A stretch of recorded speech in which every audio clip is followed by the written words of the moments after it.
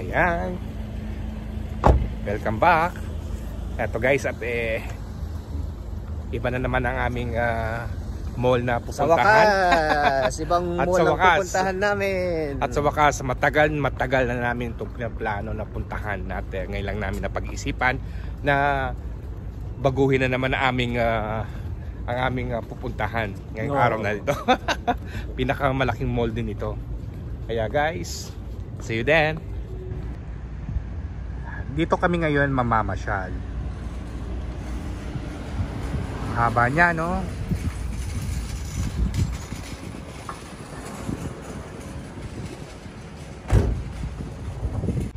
Ang pangalan nitong mall na to ay DFC, Doha Festival City. Ayan, kita ba ninyo yan guys? Ayan si Chris, shout out. Shoutout po sa lahat ng mga viewers ni Joboy TV. Ito po gumagala. Mainit. Mainit, sobra. Dahil wala ng trabaho, ito gumagala. Ito yung kanyang parking area. Lawak niya, no? Ito yung kanyang parking area dito. Share ko lang to sa inyo guys kung gaano kalaki ang parking area. At pasok na kami. Para mabago naman yung aming pinupuntahan. Medyo may kamahalan lang ang pamasahe, kaya napag-isipan namin ni Chris na talagang pumunta kami dito at dito kami papasyal at dito na rin kami manananghalian. Ito rin yung parking area nila at iba yung dadaanan namin na entrance. Ayan, mag-elevator tayo. Super laki din ang elevator na to, ha. Sobrang laki ng elevator na to, maluwag. Kahit 100 tao, Yung inakyatan ni Chris, kala yung sa escalator, kala pataas pa bababa. Ito guys, matagal na rin kasi ako hindi napupunta dito for almost 2 years na. Kaya ito, nandito kami sa sa restaurant at kami ay mag-aalmusal muna ni Chris. Mag-aalmusal muna kami at dito ay self-service. Guys, self-service dito, ha. Yan. Ask for one and tray. Di ba? Gagayan mo lang yan guys. Ito yung mga kanilang menu.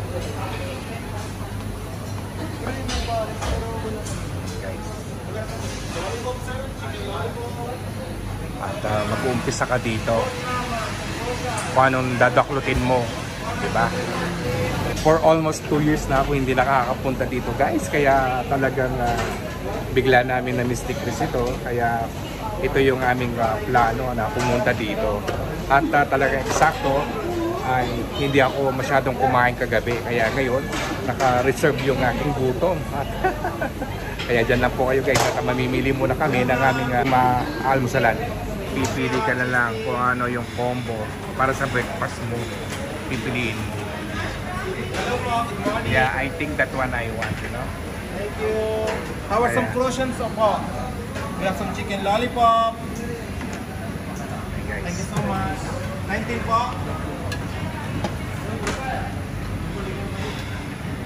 For sure si Habibi Joey TV ay namimiss na itong mga ganito. How are some chicken lollipop? Shout out sa iyo, Habibi Joey TV.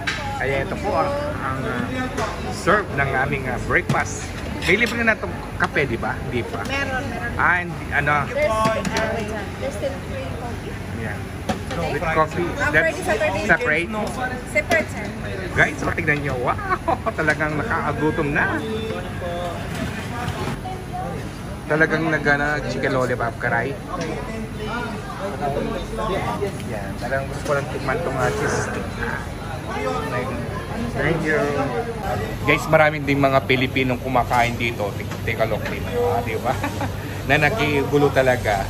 Kaya dito sa sa pinupuntahan namin, breakfast lang ang purpose nila dito. Ano Chris, anong masasabi mo sa ating pinuntahan? The best and perfect, ha? Bago naman. Pero yung nagagalit na sa amin yung city center, sabi niya, "Hoy, hanap na kayo ng ibang mall." Yung yung kape, different pa rin naman ano yun, ng bayad yun ha.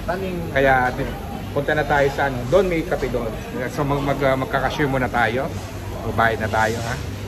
Pay together po, ayan. Tapos sa inyo ay sir, tatlo lang po yung mozzarella. Tsaka yung kape na. Ilang coffee po? Dalawang kape. Ilan po ako ng coffee na? Coffee Mart. Ayan, kukuha muna daw kami ng mug. Mobile number. Kabayan, mag-shoutout ka naman sa aking YouTube channel. Yeah, Joboy TV. Salamat kabayan ha. Ngayon ay pupunta kami ngayon sa kape. Kami ang magtitimpla ng aming kape. Customized coffee. Yan, diba? Dito yung kape at doon naman yung soft drinks, mga soft drinks na na gustuhin mo. Pero kami morning, kape ang aming dito pala, nandito pala yung machine. Ayan, di ba? Diyan muna kami kumuha ng aming mainit na kape. Cappuccino ang kinuha namin. Ngayon, eto na guys. At kami ngayon ay maghahanap ng mauupuan. Eto, maghahanap kami ni Chris ng mauupuan. Shoutout sa iyo, Habibi Joey TV, at talagang namimiss mo itong lugar na to. Diba? Kasi masarap pumunta dito sa ating pinupuntahan tuwing Friday morning. Diyan ang napili namin. Side. Yan, doon daw kami sa malapit ng magandang view sa labas. Galing na traffic tayo guys. Nakalimutan kong kumuha ng kutsara namin. Ayan guys, ang aming breakfast. Ito yung in-order namin. Wow, ang sarap ha. Parang, anong tawag dito, Ray? Ham. Tapos ito, yung ganito, anong tawag dito?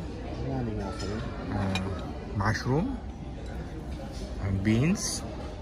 Hotdog, steamed hotdog. Kaya naman hash brown yan naman. Hash brown yan. Yan. At cheese stick. At ang aking cappuccino. Ayan guys.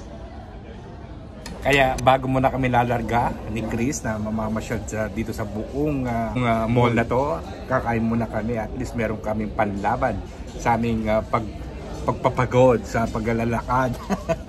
Kaya guys, diyan muna kayo ha. At talagang kami ay mag-almusal muna ni Chris. Ito guys, timpla muna natin ating cappuccino ng 2 sugar. Stir natin. Ayan. Yung serve na pang breakfast siya. Ating pang lunch po, takan yan. Tara guys, kain po tayo ng aming almusal at enjoy lang kami ni Chris sa aming adventure. At kakain muna kami ng ating breakfast. Kaya sana wag po kayong gutumin sa aming kinakain guys. Talagang ito guys ay na-miss ko. Na-miss ko itong pagkain ng ganito na combo breakfast. Itong mushroom. Enjoy! Halip po kayo, kain po tayo. Yummy! Itong hotdog na to kakaibang lasa din guys. Kaya nakakamiss din itong pagkain dito. Malakal na yun eh. Ito, anong tawag dito? Ham, no? Ano kaya lasa to?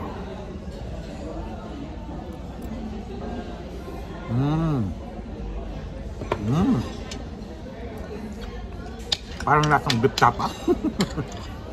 Pero ham siya. Beef. Tikman natin itong kanilang hash brown.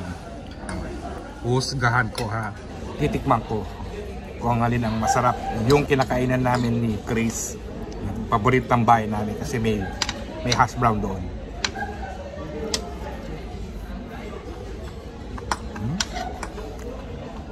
Mas masarap pa rin yung hash brown doon sa aming palaging pinag-almusalan ni Chris. Ngayon, tikman natin tong cheese stick kung ano ang lasa. The best breakfast, guys.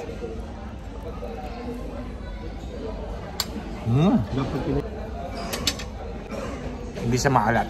Tapos na kami mag-almusal. Wow. At talagang ako'y nabusog sa aking kinain. What about you, Mr. Chris?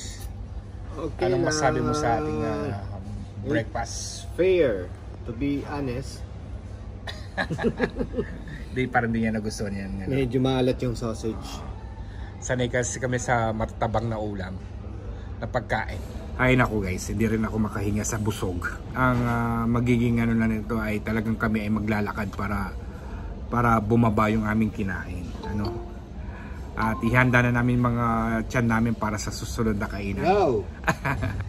Eto guys, ang makikita mo sa labas. Ganito kalawak ang parking area. Pagkatapos namin kumain na aming panangalian, talagang ito yung pinaka the best. Dapat kapag tayo ay kumakain kung saan man lang, pag natapos tayong kumain ay ligpitin natin yung ating pinagkainan. Kahit nasa ibang bansa tayo, kailangan pa rin yun. Kasi kung ano mo lang sa Pilipinas, naku, kakain ka sa mga restaurant doon, yung mga kapwa Pilipino natin, kapag natapos na, ligpitin at ilagay sa sa basura yung pinagkainan. May bago sila ngayon dito, buffet naman, no? Naghahanda na sila. Kaya guys, tapos na kami mag-almusal ngayon. Ang gagawin namin ni Chris ay kami ay mag-iikot dito. Medyo malaki itong mall na to, kaya mas maganda sa amin to at advantage ang mall na to sa amin dahil talagang susulitin namin ng pasyal dito. Iikutan namin tong buong mall na ito.